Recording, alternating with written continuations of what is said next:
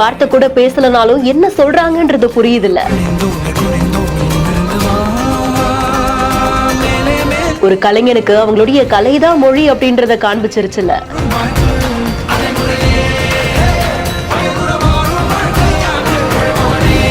குடும்ப கஷ்டத்துக்காக தோல்ல ஜவுளி கடைய சுமந்து கஷ்டப்படுறவங்களை ஒரு செகண்ட் ஹீரோவாவே காண்பிச்சிட்டாரு.